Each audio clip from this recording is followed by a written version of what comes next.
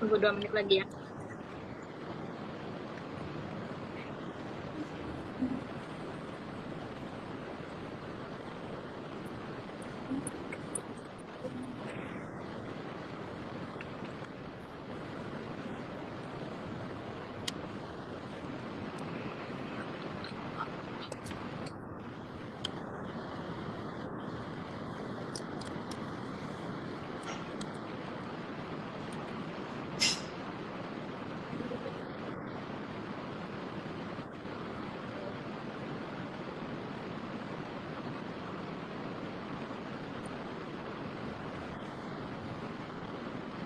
Oke, mungkin kita bisa langsung mulai aja ya. Assalamualaikum warahmatullahi wabarakatuh semuanya. Mungkin maaf ya kali ini 15 menit mundur karena ada satu lain hal.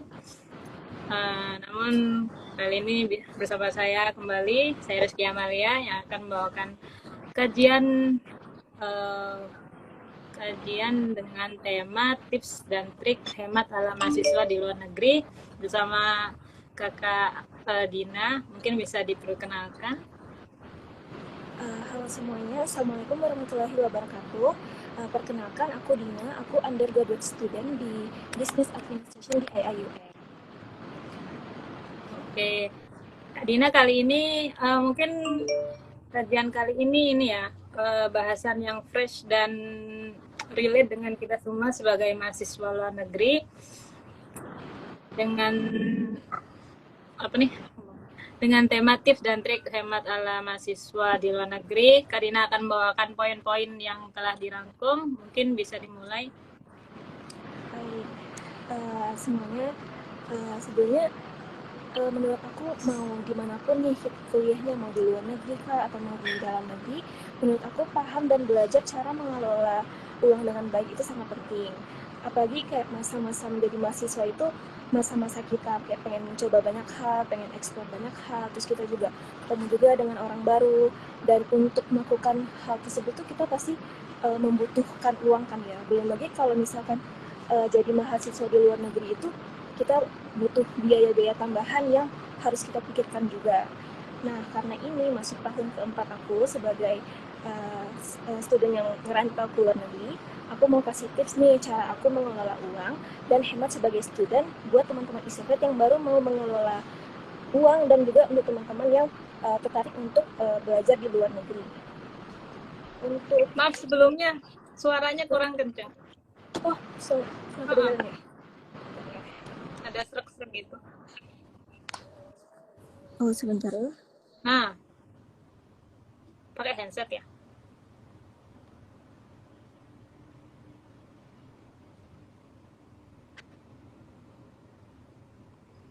Coba nanti mungkin. Udah kah? Udah jelas belum? Enggak. Udah kedengeran nggak? Head gitu. Lebih dekat mungkin. Oke. Halo? Oke. Ya. Oke, kita langsung aja ya untuk ke tips yang pertama. Aku ada 5 tips buat teman-teman. Tips yang pertama adalah untuk memahami situasi keuangan teman-teman sendiri. Nah, ada 2 hal nih yang harus teman-teman pahami dalam memahami situasi keuangan tersebut. Yang pertama itu adalah teman-teman harus tahu allowance setiap bulannya itu berapa, dan juga harus tahu berapa pengeluaran tiap bulannya itu. Kedua hal ini penting agar teman-teman tuh bisa mengontrol penuh keuangan teman-teman sendiri, bukan hanya uang yang mengontrol teman-teman. Nah, terus teman-teman itu juga harus benar-benar detail nih mencatat apa saja yang dibutuhkan dan berapa saja pengeluarannya. Pengeluaran sehari-hari, terus seperti makan atau kayak transportasi, terus juga pengeluaran per bulan dan pengeluaran lainnya. Terus teman-teman juga harus mengidentifikasi pengeluaran-pengeluaran tambahan seperti nih, kalau misalkan teman-teman mempunyai kendaraan atau tinggal di luar kampus, hobi-hobi teman, terus juga rencana liburan dan jumlah yang mau ditabung dan lainnya. Nah, yang paling penting menurut aku adalah jangan sampai pengeluaran itu lebih besar daripada pemasukan teman-teman setiap bulannya. Teman-teman tuh juga harus bisa membedakan mana yang kebutuhan dan mana yang keinginan. Terus juga menurut aku dalam memahami situasi keuangan tersebut, teman-teman juga harus jujur sama diri sendiri kalau sama keuangan sendiri. Apalagi kalau misalkan jadi undergraduate itu kan kita pengen mencoba banyak hal gitu kan. Tapi atau kayak mau mencoba pergi kemana-mana dan lain-lainnya gitu. Terus belum lagi teman-teman kita juga suka ajak pergi kemana-mana gitu. Terus kalau untuk Adina sendiri untuk nyatet gitu manual atau bagaimana tuh? Kan kita ada yang nih. Tips and trick untuk selalu mencatat tuh gimana tuh? Kalau aku tips aku mencatat itu biasanya aku pakai Excel atau enggak aku pakai aplikasi yang ada di HP gitu. Apa sarannya aplikasi? Kan ada kan orang beda-beda nih. Maksudnya ada yang rajin banget nih harus nulis. Kalau untuk orang yang males banget nih buat rajin untuk catat semua kebutuhan tuh apa? Kalau males banget untuk mencatat, setidaknya ini ada relate ke tips yang kedua, yaitu untuk ngebudgetnya gitu. Atau kita sekalian aja ya ke tips yang keduanya. Nah, untuk yang tips yang keduanya itu adalah untuk melakukan budgeting. Aku yakin ya pasti beberapa dari teman-teman kita pasti suka nge-skip budgeting karena mungkin nggak paham gimana caranya atau nggak tahu caranya kayak gimana atau apapun alasannya. Nah, kalau menurut aku budgeting itu kayak first step dalam mengelola keuangan sendiri. Karena itu kayak akan membantu mengalokasikan kebutuhan kamu itu dan juga memastikan kebutuhan itu tercukupi gitu kan. Nah, misalnya nih teman-teman itu allowance atau uang saku bulanannya itu 1.000 ringgit. Tapi teman-teman nggak bikin budgeting. Misalnya 1.000 ringgit kan banyak ya. Terus tapi nggak buat budgeting. Terus kalau misalkan setiap makan itu bisa sampai 20 ringgit, terus sampai 30 ringgit, belum lagi itu dilakukan secara berkala gitu kan. Itu kan kalau misalkan dihitung-hitung akan banyak juga ya totalnya gitu kan. Jadi kayak mau berapapun uang saku atau uang bulanannya itu, kalau misalkan nggak buat budgeting, pasti akan nggak pernah merasa cukup gitu. Nah, jadi kayak budgeting itu akan membantu teman-teman untuk mendisiplinkan diri biar uangnya itu nggak habis secara percuma gitu. Oke, terus berarti step pertama dalam menghemat tuh budgeting dulu ya? Iya, budgeting, betul. Terus semisal nih, tapi berarti kaitannya sama menahan diri ujung-ujungnya. Gimana? Kalau semisal kan ada aja kalau semisal di pertengahan kita ngelebihin budget, itu gimana tuh? Maksudnya ujung-ujungnya kan kita harus ngontrol diri kan berarti? Iya, mengontrol diri. Ya berarti balik lagi dengan niat teman-teman ya? Iya, betul. Niat nih untuk hemat atau mau main-main atau kalau apa sama aja kan kalau budgeting udah nulis, cuma melebihi itu semua kan sama aja boros berarti. Iya betul. Kayak budgeting itu kayak membantu kamu biar misalnya kamu budget setiap harinya untuk makan itu 15 ringgit sehari kan. Tapi jadi kalau misalkan kamu hari itu udah nge-spend-nya itu 10 ringgit, berarti kamu tinggal 5 ringgit lagi. Jadi kayak kamu tahu kamu nggak boleh lagi lebih dari itu gitu. Ini ada yang nanya budgeting itu apa, Kak? Budgeting itu mengalokasikan uang bulanan kamu itu ke kebutuhan kamu itu. Maksudnya kamu itu setiap bulannya itu pasti membutuhkan duit untuk makan, duit untuk transportasi, dan lain-lainnya. Jadi misalnya duit bulanannya kamu itu misalnya 1 juta per bulan, kamu alokasiin duit makan kamu itu 500.000 gitu. Nah, untuk aku lanjut ya. Untuk gimana caranya bisa melakukan budgeting ini untuk pemula. Sebenarnya ada banyak cara, tapi untuk lebih mudahnya yang baru mau belajar itu bisa pakai general rule, yaitu namanya 50-30-20 rule, di mana kamu mengalokasikan 50%-nya itu di uang 50% uang kamu itu di kebutuhan, 30%-nya di keinginan, dan 20%-nya untuk ditabung. aku pribadi pas awal-awal belajar mengalokasikan dana itu memakai general rule ini, terus nanti secara perlahan persentasenya itu berubah mengikuti kemampuan finansial dan pengeluaran aku setiap bulannya gitu.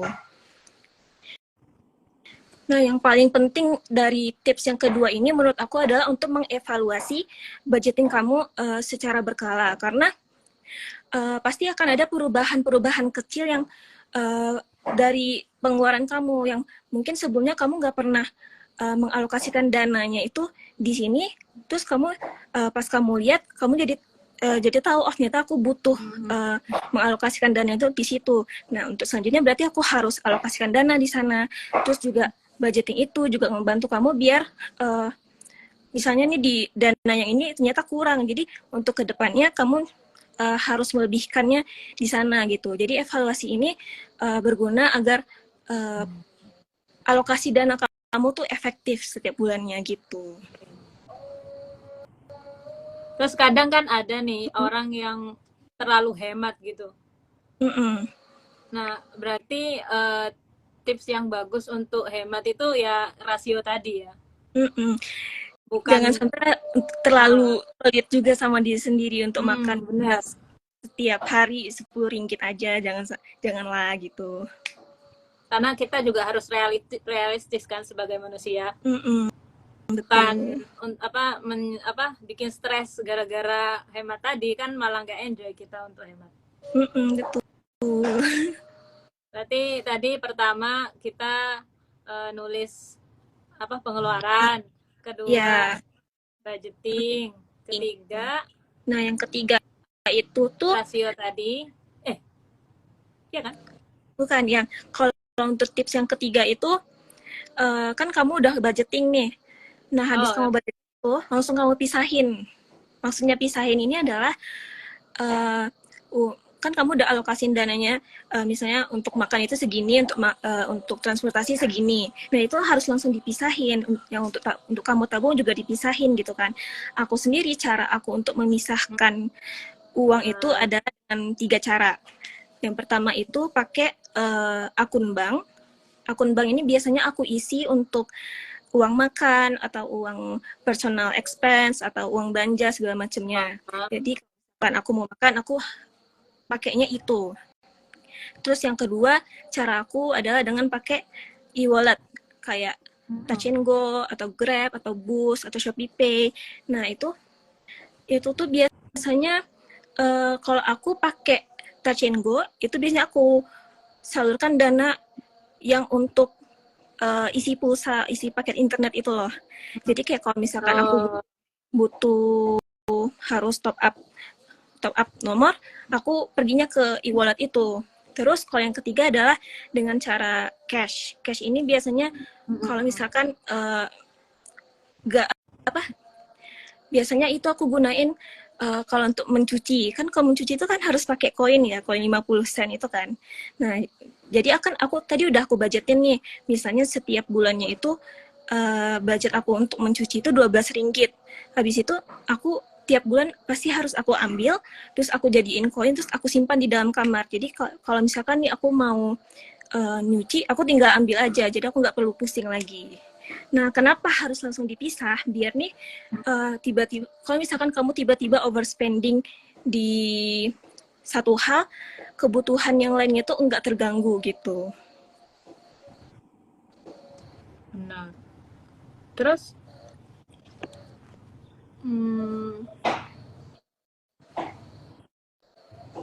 nah, nih dari ada yang tanya, kira-kira efektif nggak kalau kita ada 2 rekening bank, misal rekening A untuk pengeluaran sehari-hari, terus untuk rekening B untuk ditabung. Berdasarkan tadi yang di pengalaman Kak Dina gimana? Kalau ini kalau misalkan apakah kita butuh 2 rekening itu sebenarnya tergantung ke masing-masing. Karena mungkin ada orang yang bisa ada yang ribet banget. Iya, ada yang ribet banget kan harus punya 2, tapi ada juga yang cukup 1 aja udah cukup gitu kan. Tapi balik lagi ke kamu, kalau aku punya 2 akun bank, itu aku seperti itu. Satu untuk pengeluaran, satu lagi untuk ditabung gitu.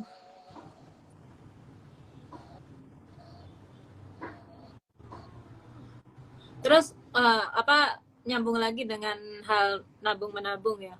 Mhm. Proporsi persen menabung kita sebagai mahasiswa di luar negeri baiknya itu berapa persen pembagiannya? Proporsi ya, kalau proporsi itu sebenarnya proporsi tabungan itu sebenarnya menyesuaikan dengan kondisi dan kebutuhan masing-masing. Jadi kita nggak bisa pukul rata nih. Kan kita aja uang bulanannya tuh pasti beda-beda kan ya. Jadi kita nggak bisa pukul rata. Nah, kalau misal ada juga nih banyak menyarankan kalau mau nabung itu lebih kalau nabung lebih banyak. Tapi kalau misalkan teman-teman udah mulai berinvestasi, nggak menutup kemungkinan jumlah proporsi tabungan itu dikurangi gitu. Tapi kalaupun nih misalnya teman-teman kayak butuh tabungan wajib, mungkin bisa dikatakan kayak dana darurat ya. Itu bisa bisa apa Wow. namanya? Mungkin lebih mudah bisa menyimpan itu uang itu setara dengan satu harga tiket pesawat. Jadi kayak kalau misalkan nih amit-amit terjadi ada konflik lah atau ada wabah penyakit, teman-teman bisa langsung balik ke Indonesia tanpa harus pusing dengan kendala biaya gitu. Oke. Okay. Mungkin Lanjut menghemat ya. juga bisa, maksudnya tujuannya bukan untuk menabung menyisihkan uang. Misal apa dana yang dikasih orang tua dikit, kita apa apa nih namanya hemat ala mahasiswa tadi digunakan untuk membagi-bagi kebutuhan agar pas uang yang dikasih, ya kan? Iya betul. Terus mungkin trik selanjutnya gimana kak? Untuk tips yang keempatnya itu adalah untuk nge-track pengeluaran. Kan tadi yang pertama kita harus memahami situasi keuangan kita. Terus yang kedua kita harus bikin budgeting. Yang ketiga kita harus langsung pisahin. Nah yang keempat ini adalah untuk nge-track pengeluaran. Aku tahu pasti kayak capek kan ya. Kita udah capek-capek bikin budgeting. Terus sekarang kita harus nge-track pula pengeluaran kita setiap harinya gitu kan. Kenapa kita harus nge-track itu? Karena pasti kayak akan ada fase-fase di mana kita tuh tiba-tiba bingung aja uangnya habis kemana gitu kan. Bisa ya kan. Nah jadi untuk nge-track itu tuh kayak membantu teman-teman biar tahu kemana uang kita pergi, kemana yang kita terlalu overspending, terus juga pengeluaran nge-track pengeluaran itu juga bisa nge-cut pengeluaran yang kayak terlalu nggak gitu penting gitu. Nah selain itu kalau dari pengalaman aku tuh kan sebelumnya tuh nggak punya budget dalam ngeprint material belajar kan ya. Nah jadi aku setiap mau ngeprint itu kan biasanya cuma RM1, RM3 sampai RM7, jumlahnya kecil gitu kan. Jadi terus aku suka tiba-tiba pas akhir bulan tuh aku tiba-tiba kayak kaget aja kok Kemana nih aku udah uang? iya kemana nih uang, ternyata aku udah banyak habisin uang di ngeprint material aja untuk belajar gitu kan. Akhirnya aku bulan selanjutnya aku mengalokasikan dana untuk ngeprint itu gitu. Terus kayak ya aku tahu lah pasti tetap banyak yang malas gitu ya. Tapi yang pasti pengeluaran itu penting. Teman-teman bisa pakai aplikasi di HP, bisa juga pakai Google Form atau pakai Google Spreadsheet gitu. Kakak ada download aplikasi nggak? Aku pernah ada download, cuma sekarang udah premium. Jadi yang aku tulis semua udah hilang, nggak tahu udah. Ke aku kalau mau nih aku punya tips. Kamu bikin aja kayak Google Form gitu kan. Google Form isinya kayak pengeluaran hari ini apa, terus jumlahnya berapa. Nanti kan data-data di Google Form itu pasti akan masuknya ke spreadsheet kan. Jadi kita bisa nge-tracknya langsung di spreadsheet tanpa kasus kayak premium kayak tadi gitu. Nih ada lagi yang tanya. Menurut Kak Dina pembagian antara uang yang disimpan di rekening Bank Indonesia dan Bank Malaysia itu lebih baik gimana? Gimana tuh Ini maksudnya? maksud pembagian antara uang ini maksudnya gimana ya? Mungkin uang bulanannya ya kali ya. Iya. Kalau orang tua Kak Dina ngirim emang langsung uang ini ya ringgit kah? Iya, kalau aku biasanya untuk 6 bulan, Oh, 6 bulan langsung terus dikirim dalam weh, ringgit. Iya, pantesan bikin meeting. Kalau aku iya. karena sebulan per bulan kan, jadi Mm-mm. wah itu mah harus ngatur diri sih. Mungkin maksud dia kalau misal dikasih uang sebulan 3 juta, terus dialokasikan ke Bank Malaysia atau Bank Indonesia gimana? Mungkin. Kalau kamu lebih banyaknya di Malaysia, mungkin kamu bisa langsung aja gitu kan, konversikan ya yang Aku tahu ditabung. mungkin yang ya. Jadi lebih baik nabung di Indonesia atau Malaysia gitu banknya. Oh, Kan? maksudnya gitu ya, yang ditabung Jadi spendingnya. kita udah ngatur dulu, misal 3 juta berarti 2 jutanya ke ringgit, segitanya ditabung gitu. Atau lebih baik kayak gimana? Dia tanya gitu mungkin. Lebih baiknya gimana ke kondisi atau dan situasi. Kalau kamu lebih banyaknya di Malaysia, terus kamu emang akan jarang pulang ke Indonesia, mendingan langsung aja ubah ke ringgit. Atau kalau dan kamu juga bisa simpan beberapa gitu kan untuk ditabungnya tuh di Indonesia untuk jaga-jaga juga gitu. Iya. Gimana Kak Hana? Mungkin bisa komen lagi kalau semisal tidak masuk. Terus tips selanjutnya apa Kak? Ini tips yang kelima nih, tips yang terakhir adalah untuk menggunakan status students kamu dengan baik. Sebagai contoh nih, setiap semester itu kita pasti ngambil 6-7 subjek kan ya. Dan satu subjek itu setiap subjek itu pasti kayak membutuhkan satu textbook. Sedangkan satu textbook itu harganya bisa sampai 70 ringgit sampai 150 ringgit. Belum lagi kalau misalkan ada tools yang dibutuhkan tapi cuma dipakai untuk satu semester atau 2 semester aja gitu kan. Itu kalau misalkan di totalin bisa nyampe 500 ringgit untuk satu semester aja. Itu belum lagi untuk semester selanjutnya gitu kan. Nah, cara aku nih biar hemat dan nggak buang-buang uang di textbook itu, di awal semester itu pasti akan dikasih course outline-nya kan, dan langsung dikasih tahu required textbook-nya apa. Aku biasanya aku tulis apa aja required textbook-nya per masing-masing subjeknya, habis itu aku lari ke library buat minjem duluan biar nggak kehabisan. Jadi cara aku hemat dari textbook itu dengan seperti itu. Atau juga bisa nih pinjam dari senior atau beli second hand untuk textbooknya. Terus selain textbook, kamu juga bisa hemat itu dengan memanfaatkan fasilitas kampus. Jadi kan di kampus itu pasti udah langsung disediakan wifi. Jadi kamu nggak perlu mengeluarkan banyak duit nih di top up pulsa sama paket internet gitu. Nah, terus banyak negara nih termasuk Malaysia pasti juga udah menyediakan student discount seperti harga public transportasi, entertainment, terus juga makanan sampai kayak tempat wisata. Kalau di Malaysia kamu tuh bisa dapetin students kartu transportasi khusus untuk student, ya. Terus kamu bisa dapat potongan sampai 50%. Itu kan lumayan kan ya kalau misalkan kamu hobinya jalan-jalan gitu. Ya masalah buku tadi kan kakak bilang kalau Anu langsung ke library pinjam. Nah dia yang tanya, emang bisa dipinjam 1 semester?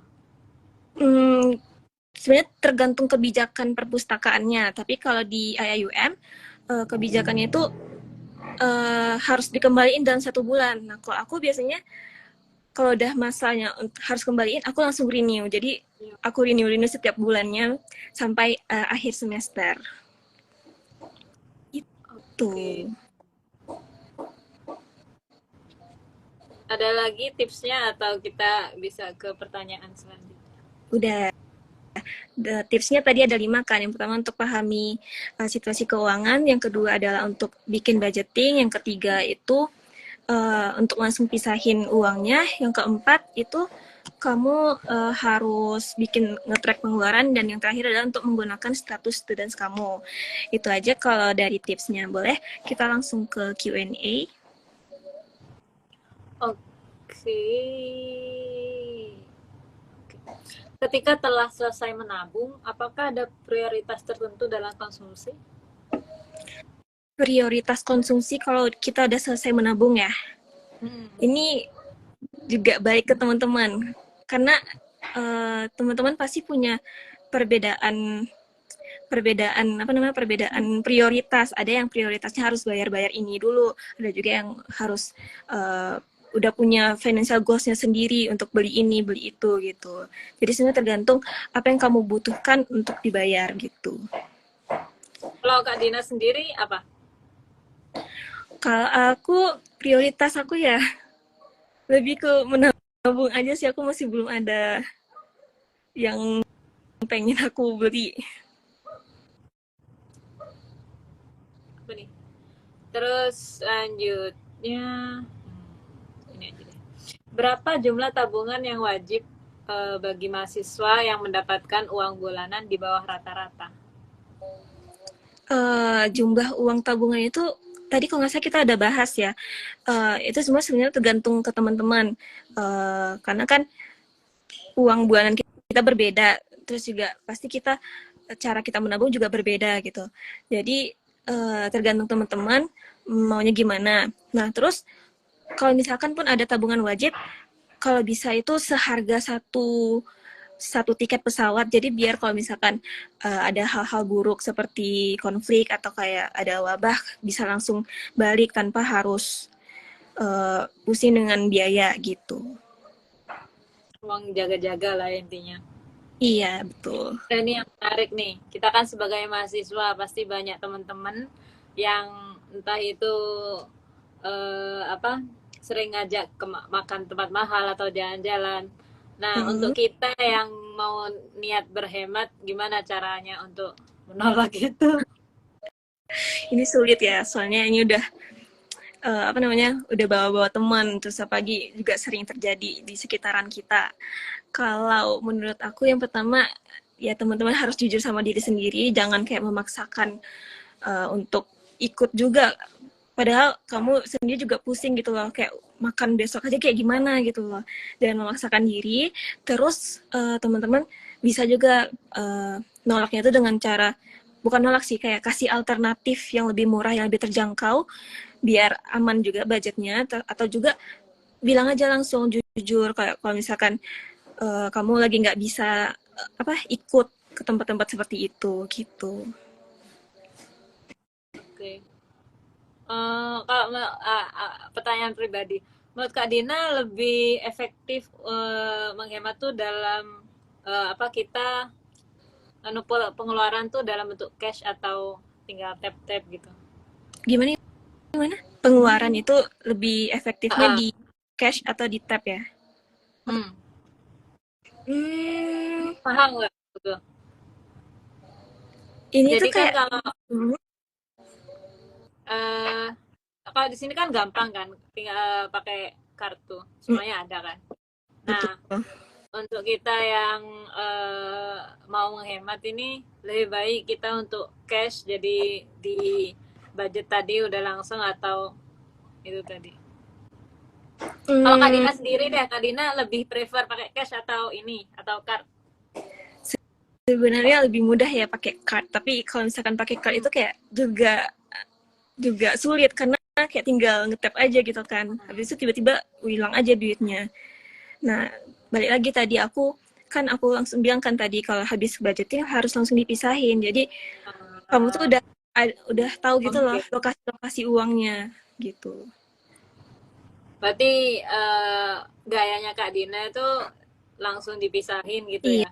Jadi biar tahu, biar ngontrol dirinya tuh udah langsung dari awal bulan berarti. iya betul. Kalau kamu sendiri gimana? Kalau aku eh, seminggu itu aku keluar gimana ya, kalau aku kan lagi intern, jadi di sini aku ambil 100 ringgit Mm-hmm. buat seminggu. Mm-hmm. Tapi biasanya kalau ada sisa, nah itu aku buat beli apa buku atau buat kesenangan lah. Itu aja sih. Mm-hmm. Aku nggak ada ini. Oh, ini sih tipsku. Pokoknya aku nggak ada ini nyatet atau apa, karena pasti lupa. Jadi semisal pokoknya aku nuker ringgit 2 kali sebulan gitu aja sih. Oh, banyak juga Udah. ya bulan. Tapi sekalinya berapa? Nggak 3 juta, nggak. Cuma Oh, cuma oh, sejuta gitu doang. paham. Nah, Berarti jadi sistemnya sebulan ya? jadi sebulan mungkin 2 juta, tapi pasti ada sisa dari 2 juta Mm-mm. itu dalam ringgit gitu. Hmm, Jadi aku kayak nggak alokasi ini itu. Pokoknya kalau seminggu itu 100 ringgit, mungkin sisa 30 ringgit itu either disimpan atau ke bioskop atau ngapain lah intinya. oh, paham. Pokoknya relief stress. Pasti ada, cuma pasti masih ada sisa gitu. Tergantung Ah, orang sih ujung-ujungnya. Kalau misal kamu nggak mau ribet tapi pengen banget ini apa hemat ya, niatin dari awal gimana, apa keenakannya sendiri gitu. Jadi pasti nyimpen tapi pasti masih main-main gitulah, ya kan. iya betul. Paham? Saya dulu aku juga strict gitu, kayak nulis atau apa semuanya ditulis lah Mm-mm. intinya. Cuma akhir-akhir ini kayak Udah mulai apa males ya? data-datanya semua hilang kan, yang tadi itu Mm. aplikasi premium, jadi aku ya udahlah bodo amat. Penting hemat gitu. Ada Iya. lagi yang mau ditanyain teman-teman, apalagi ya, uh, oh semisal akan ada temen nih, dia bukan Indonesia bukan Malaysia lah ya, dari timur, ya dari ya sana Afrika ya. Mm-mm. Terus nah terus abis itu kan kita pergi lah, tapi dia tuh nggak punya ini kartu, selama 2 tahun di sini ternyata dia nggak punya kartu transportasi. Oh iya. Terus? Nah jadi kan akhirnya Grab, kalau Mm-mm. jalan pasti Grab lah. Semisal ada temen yang kayak gitu, kita bukan berkewajiban, setidaknya kita ngomongin atau biarin atau bagaimana, menurut Kak Dina kayak gimana? Hmm, dia berasanya dari Afrika ya. Hmm. Mungkin itu antara dia memang lebih memilih yang apa lebih memilih yang lebih mudah, yang convenient, atau memang dia nggak tahu gitu. Kalau misalkan ada public transportasi, terus bisa pakai kartu segala macam, mungkin kamu bisa kasih tahu atau kayak ajak-ajak kita pakai public transport ini yuk, kita naik LRT yuk gitu. Lucu kan, aku juga kaget pas tahu. Oh, mungkin ini deh dari pengalaman Kak Dina, dari menghemat sekian lama ini, ada keuntungan atau ada cerita yang bisa disampaikan untuk teman-teman akhir apa biar mereka semangat untuk menghemat. Gimana tuh? Kemudian ya, untuk hemat sebenarnya gimana ya? Kalau Kak Dina sendiri, dasarnya menghemat kenapa? Atau emang nggak suka spend atau suka nabung emang? Oh, kalau aku kalau aku kenapa bisa kayak bikin pengeluaran kayak gitu atau bisa rajin kayak gitu sebenarnya lebih ke karena nggak suka apa namanya, kan orang tua udah kasih duit ya, terus habis itu aku nggak suka nanti kayak pertengahan bulannya aku malah minta lagi gitu. Nah aku nggak enak di bagian situnya, jadi aku berusaha untuk jangan pernah minta nambah lagi gitu. Itu alasan aku. Oke. Hmm, ada yang mau ngomongin lagi? Mungkin aku bingung. Eh,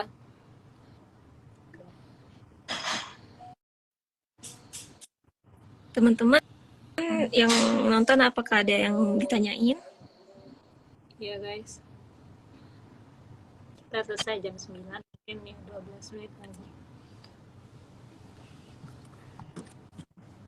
Tapi Kak Dina menghemat ada achieve sendiri nggak? Kayak Chips. achieve, maksudnya pengen beli ini atau Oh, aja gitu. kalau Intinya biar nggak minta lagi gitu atau bagaimana? kalau dulu aku ada goals yang mau aku beli, jadi makanya aku berusaha untuk apa namanya, untuk menabung gitu, atau kayak coba-coba nambah uang jajan biar nggak minta lagi gitu.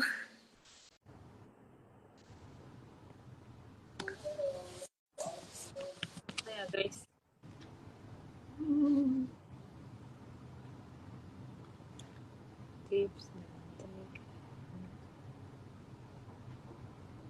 Kalau kamu sendiri, kamu nggak ada yang kayak pengen kamu achieve gitu? Gimana ya, bentar. Enggak, aku dari dulu emang kayak rajin nulis juga. Dulu Mm-mm. emang selalu kayak ini apa, beli apa, terus kayak itulah semua aku tulis. Jadi pas kayak nabung segini tuh kayak seneng gitu loh jadinya. Mm. Ada uang sisa tuh kayak ada rasa bangga tersendiri gitu loh. Iya bener sih, bener. Pernah ya, kan aku pernah di Pare tuh lama ya. Mm-mm. Semisal sebulan dikasih, oh iya, anggap sebulan dikasih 1 juta. Biasanya aku ngabisin paling 600.000. Berarti kan sisa 400.000. Iya. Lebih kejam lagi, 500.000 doang gitu. Mm-mm. Cuma pas itu aku terlalu kejam sama diri sendiri sih. Jadi kayak beli itu catering yang harganya 6.000 gitu. Oh, itu untuk sehari atau sekali makan? Enggak, sekali makan, sekali makan. Sekali Berarti makan. sehari 12.000 kan. Mm. Anggap aja berapa tuh sebulan? Mm. 400. Berarti kamu tuh kayak kalau mau nabung itu eh, nggak langsung ada tujuan, maksudnya kayak nggak ada goalsnya, misal menabung ini sebulan menabung harus segini gitu ya, tapi kayak berapa sisanya langsung ditabung ya. Oh, Iya, paham. iya, bener. Karena Iya, aku kan nggak terlalu telaten untuk kayak rasio atau apa itu. Hitungannya kayak kalau di sini sehari paling 20 ringgit. 10 mm-mm, pagi, 10 malam. Gitu aja kayak itu. Terus mm-mm. kalau Sabtu Minggu, bolehlah Sabtu sekali makan 20 ringgit. Itu untuk biar nggak ayam terus ya kan. Mm. Kamu mahalanya di mana? Aku sekarang lagi intern jadi aku nggak di UIA. Oh, berarti Dulu di kamu Hapsol. pengeluarannya juga tambah nggak sih karena di luar? Tapi alhamdulillah aku pinter banget cari yang murah. Ada aja yang murah. Sini kan ada yang ini kan masih ada prasmanan, jadi tetap beli yang prasmanan. Hmm. Nasi masak sendiri paling pagi 6 ringgit, malam 6 ringgit. Aku Hmm. cheap person aku sumpah. Tapi keren, Meskipun gak ditulis bisa aku. keren sih bisa nemu. Iya, terus harus jalan. Mm-mm. Guys, tanya guys apa kek? Apa ya? Nggak tahu dah.